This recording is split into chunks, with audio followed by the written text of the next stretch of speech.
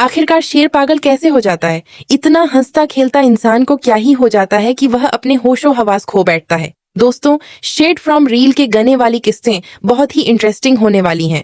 आखिर इतना खूबसूरत इंसान किस तरह पागल हो जाता है?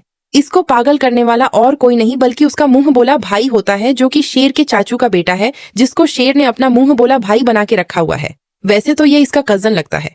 दोस्तों, जब से फजर को शेर उसके जाल से छुड़वा के लेके गया है, उस दिन का सबसे बड़ा दुश्मन इसका अपना ही कस बन गया है। वह कहता है कि शेर, जब तक मैं तुम्हें बर्बाद नहीं कर दूंगा, मैं तुम्हें चैन नहीं लेने दूंगा। तुमने मुझसे फजर को छीना है। मैंने इतनी मुश्किल से इतने साल लगा के उसको अपनी बातों में पागल किया था, और तुमने 1 सेकंड में ही उसको वहां से छुड़वा दिया। मैंने उसको इसलिए कैद नहीं किया था कि तुम वहां पे आओ और उसको ले चले जाओ, लेकिन तुमने मेरी बहुत बेइज्जती करवा दी है, और तुमने सबके सामने जो मेरी इंसल्ट की थी वो मैं अभी तक नहीं भूला। तो अब जब तक मैं तुम्हें पागल नहीं कर दूंगा, मैं चैन से नहीं बैठने वाला। यही करता है। दोस्तों, वह शेर को खाने में एक ऐसी दवाई देता रहता है जिसका किसी को पता ही नहीं चलता।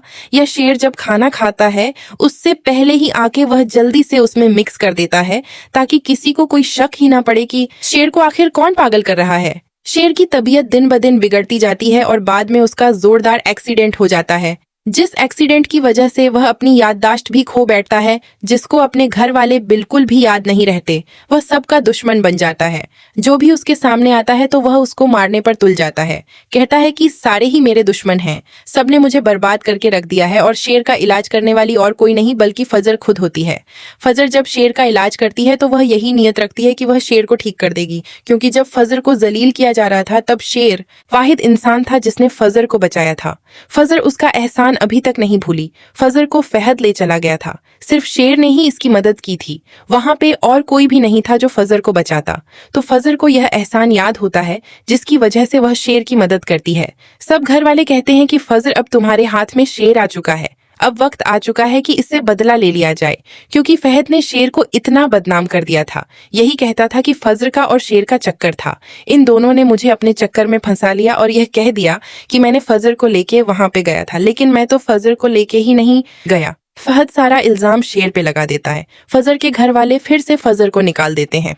कहते हैं कि तुम जिसके साथ आई थी उसके साथ ही चली जाओ, क्योंकि तुमने तो बाज आना नहीं कि फजर शेर से मिलने जाती है, क्योंकि वह फहाद से बदला लेना चाहती है, जिसकी वजह से शेर उसको अपने पास बुला रहा था कि वह उससे बात कर ले कि दोनों मिलके फहाद से बदला ले लेंगे। लेकिन इसके घर वालों ने गलत समझा। तस्वीरें फहाद ने खुद उतारी और इसके घर वालों को दिखा दी, जिसकी वजह से सब बहुत ज्यादा परेशान हो गए थे और सबने दोबारा से फजर को घर से निकाल दिया था। खैर दोस्तों, जब इसका इलाज होता है तो फजर के घर वाले इंतजार में होते हैं कि फजर हमारी बेटी है और वह हमारा कहाँ ही मानेगी, और वह शेर को पागल तो वह पहले से ही है। अब वह इस दुनिया से उसको भिजवा देगी, उसको मार देगी। लेकिन दोस्तों, फजर ऐसा नहीं करती। फजर इसका इलाज करती है और दिल जान लगा देती है। कहती है कि मैं तुम्हें बचा के ही दम लूंगी शेर। इसी तरह दोस्तों, शेर बिल्कुल ठीक हो जाता है। जब वो ठीक होता है तो फजर के घर वाले इस पे बरस पड़ते हैं, इसको जोरदार थप्पड़ मारते हैं।